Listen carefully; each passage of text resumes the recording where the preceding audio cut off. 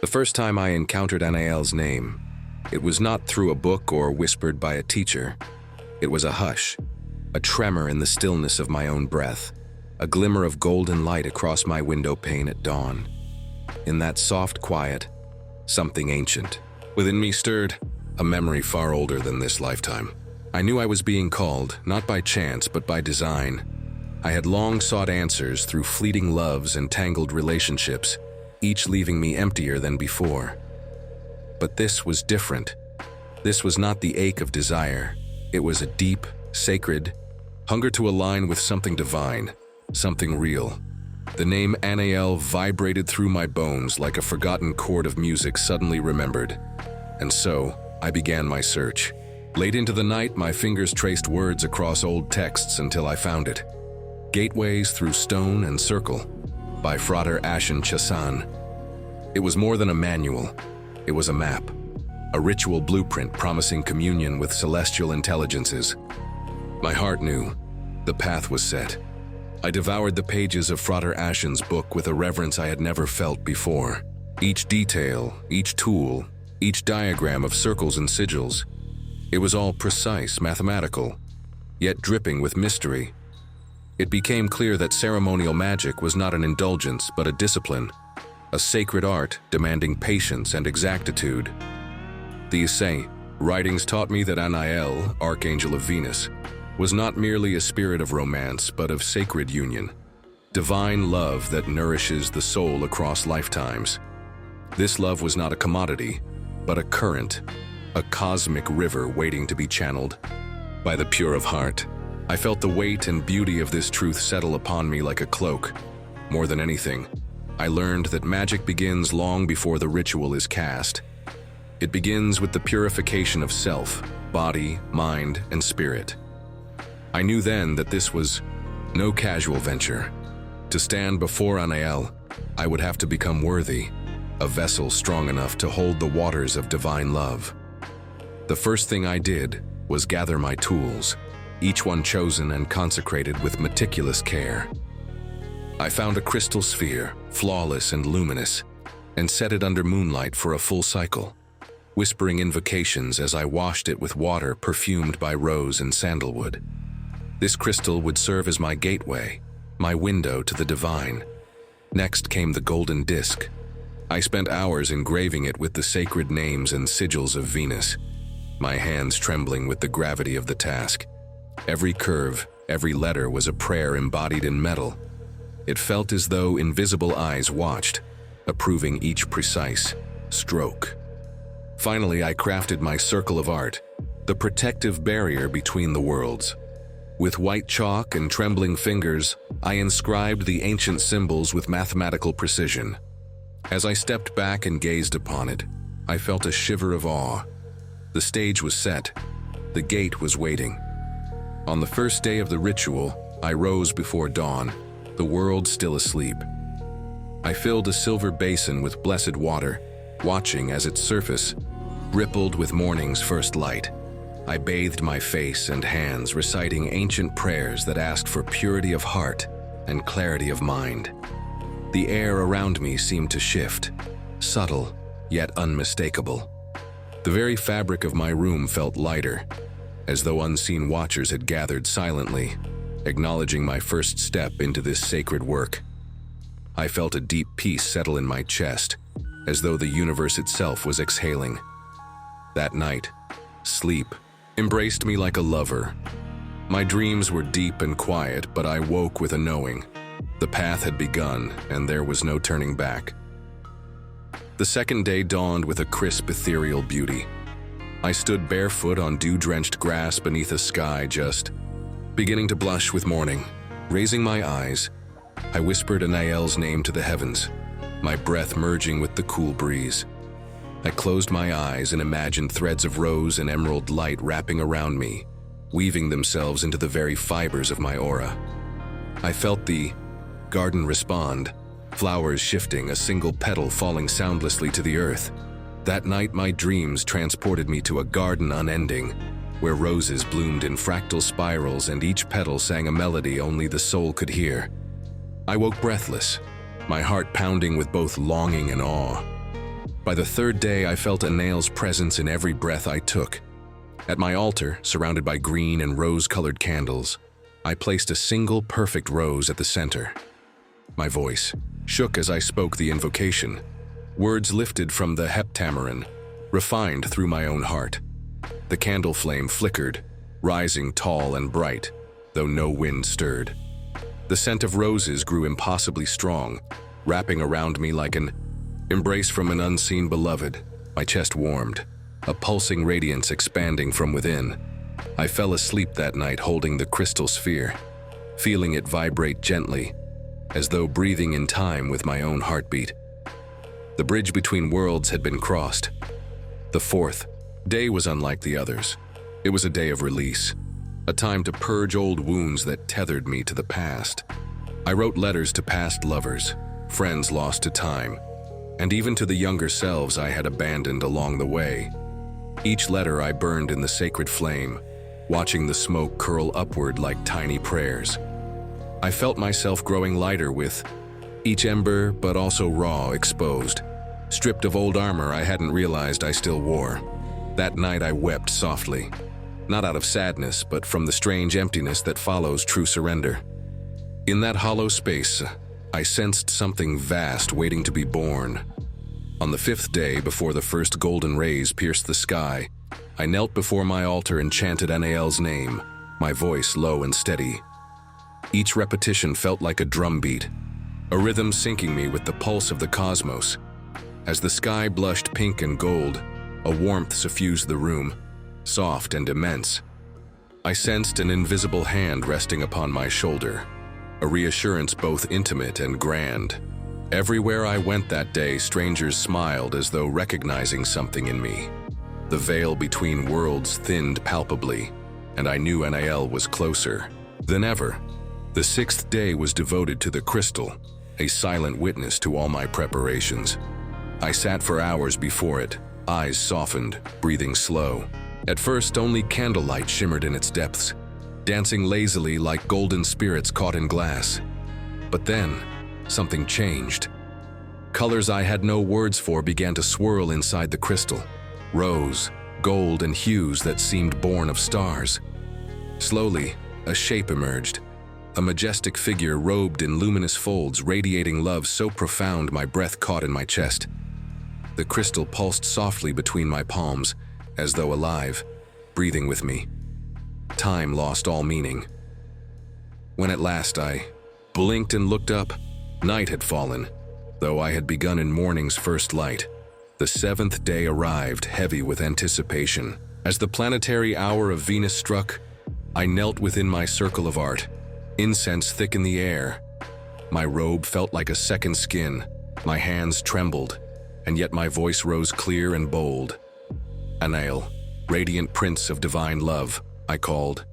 Descend unto this circle of art.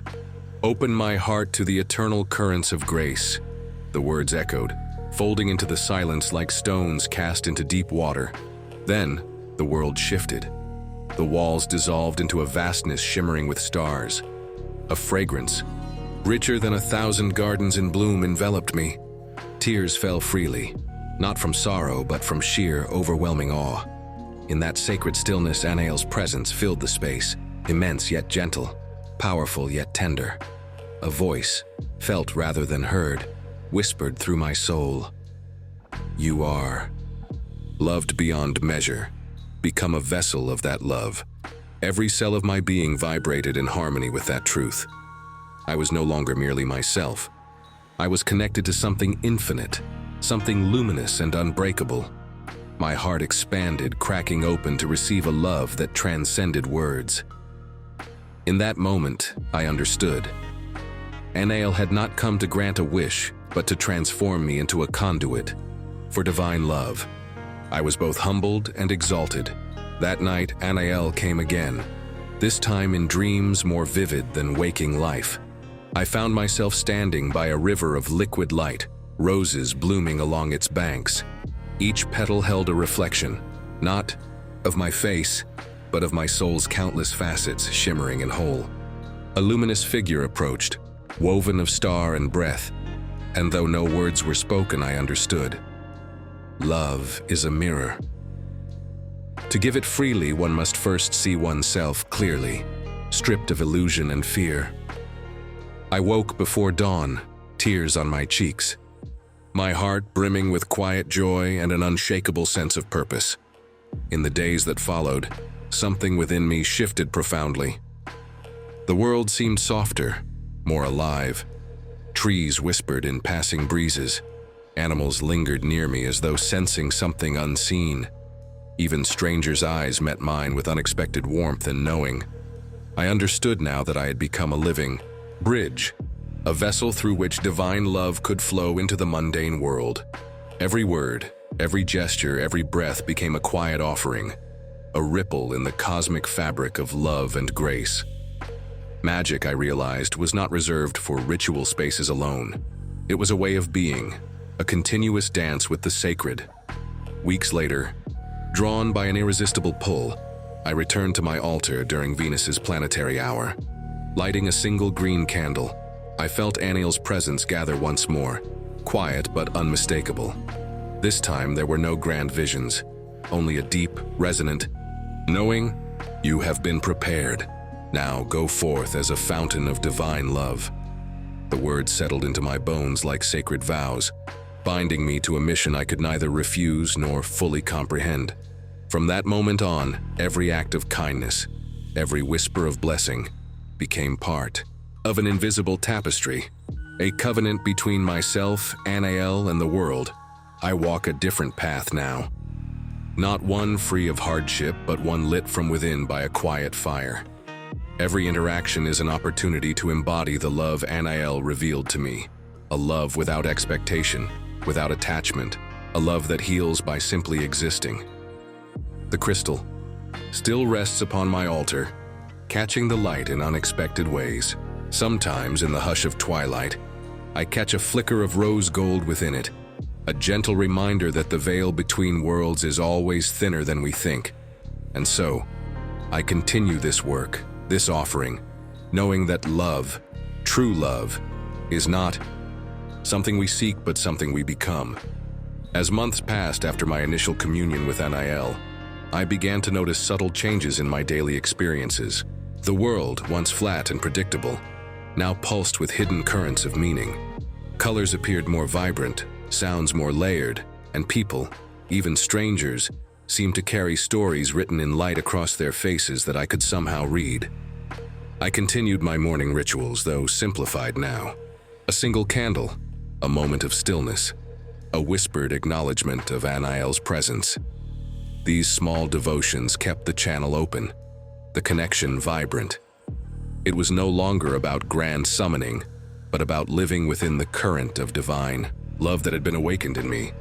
One evening, while walking through a park at sunset, I passed an elderly couple sitting on a bench, their weathered hands intertwined.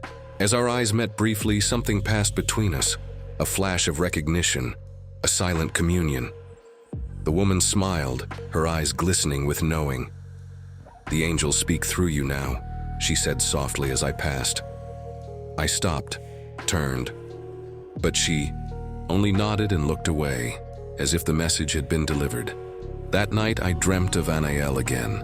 We stood together in a garden of impossible beauty, where each flower was a star and each breath a prayer. "You begin to understand," the archangel's voice resonated within me, not in words but in waves of pure knowing.